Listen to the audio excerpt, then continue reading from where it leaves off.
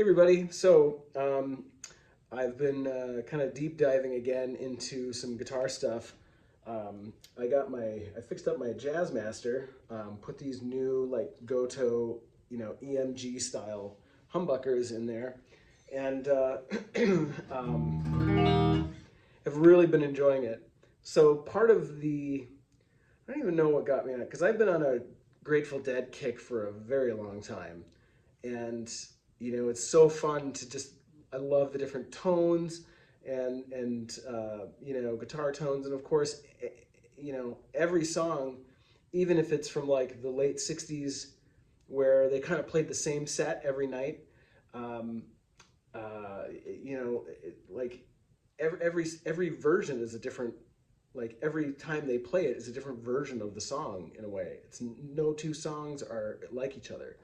So, and that's cool, but I just like, it was getting to the point where like I needed to break out of it was almost becoming a rut, and I had to kind of break out of my rut. And, uh, something that was kind of in the similar vein, like, um, but not too close. And so I kind of stumbled back on a band that I've loved since I was a teenager, and is, I think, uh, probably the most underrated, um, greatest, most underrated band, um, the greatest band that's underrated in America, that being NRBQ. So if you're not super familiar with NRBQ, they started in like 1969. Maybe it was 1967. Anyway, um, late 60s. And just one of those bands, they play all kinds of stuff. They play country, they play ballads, they play blues, they play rock and roll, they play rockabilly, they play sort of jazzy stuff, um, all across the board. And they're so good, and great harmonies and great musicianship, and all of that. And they're still going today. Like Terry Adams, who's the keyboard player, and it was one of the founding members, still tours today. The rest of the band is completely new because Tom Ardolino, the drummer, died a few years ago. Um, and Joey Spampinato, the bass player and one of the lead singers, kind of left the band and just is doing his own thing. And Al Anderson, Big Al Anderson, left the band after like 20 years or something like that, and is now a big time songwriter, country songwriter in Nashville. And but they're a great band, that is so underrated, and I think underappreciated. And they're so fascinating. And I think part of the reason, just as I'm rambling, part of the reason that I think they're underappreciated is like they're really hard to classify, because you'll have songs on the same album that are like rockabilly, and some that are just kind of weird blues, and some that are kind of funky, and you know like, but they're not that hard to classify. So I think it's just like record labels were just like, oh, I don't know what to do with this band, these guys are weird. And Terry Adams is a weird guy, but he's also an incredible keyboard player. So anyway, um, their first like big hit, from their first album, 1969, is a song called Flatfoot Flewzy. And it starts off with this crazy lick at the beginning of the song. And actually, crazy is not a great term, and I shouldn't use that because it's kind of ableist. But it's wild.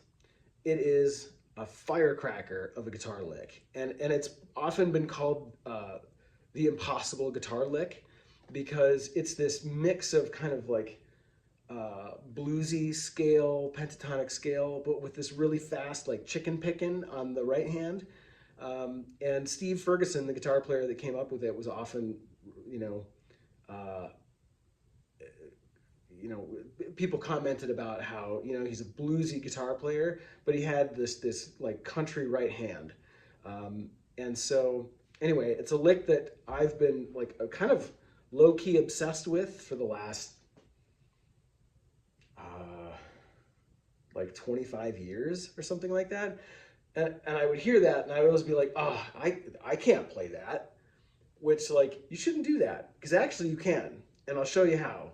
Um, because you can learn anything. And actually, side note, ADHD brain kicking in. I used to tell myself that I couldn't play a lead guitar. I'm not that kind of guitar player. But actually, like, if you're one of those people that says that to yourself, don't do yourself the disservice of listening to that and accepting it as truth. Because I thought that for a long time about myself. And then I saw a video on YouTube where Alex Lifeson of Rush walks you through how to play Tom Sawyer and Spirit of Radio and Limelight. That was the other one. And he walks you through how to play the chords, how to play the solos, all that stuff. And like, I got it. I learned that solo from watching that video, and also from taking the songs, like finding like a live version of the song, or in the case of Tom Sawyer, like one of those um, studio recordings for the music video or whatever, and slowing that down to like 25% and playing along with it, and then speeding it up to 50%, and then 75%, and eventually 100%. And like, I learned the solo that way. And that was great, because it was like, oh yeah, I actually can do this stuff. Like, I need to stop limiting myself by telling myself that I can't do a thing, because that's not true. So anyway, I did the same approach with the intro for Flatfoot Flewzy, and I'll show you how to play it. So, let's see. So it's now, keep in mind, like, I have figured out the notes and the finger placements, but I have not perfected like my picking technique. So it's not going to sound totally right, but it's the kind of a thing where it's like, I'll show you what the notes are and everything like that. And then you can take that and kind of work your own style onto that, or work on the picking technique on your own. So it's basically like this. I'll play it fast first, and then I'll slow down and I'll show you kind of, what the actual fingerings are. So it's like this.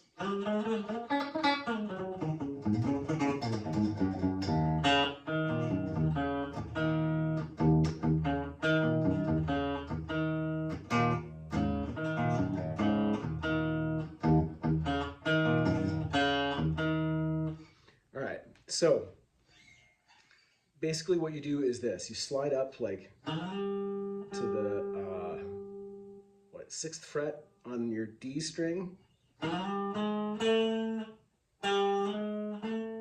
then you slide up to the 9th fret.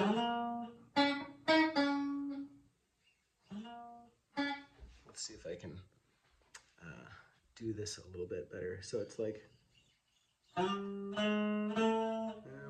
trying to find a good angle here, so it's like that.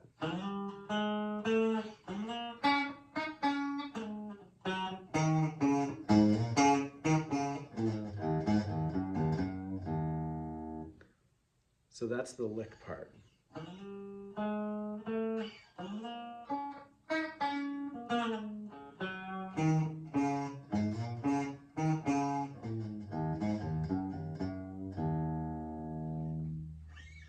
But I'll do it one more time.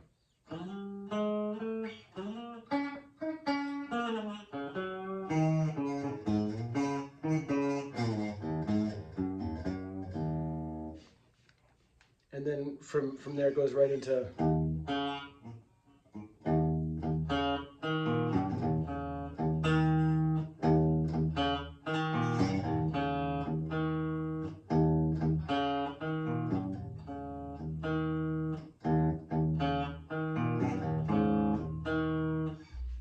So, and then yeah, obviously the right hand, it's kind of like the weird, let me I'll try to kind of capture that a little bit. It's like.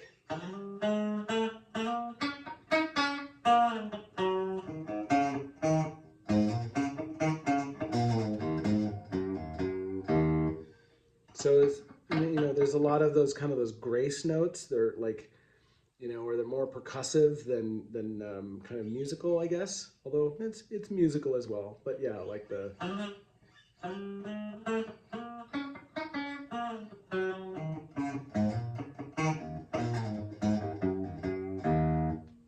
So, yeah. So that's kind of it in a nutshell. Obviously, more of me talking than of me playing, but that's fine. So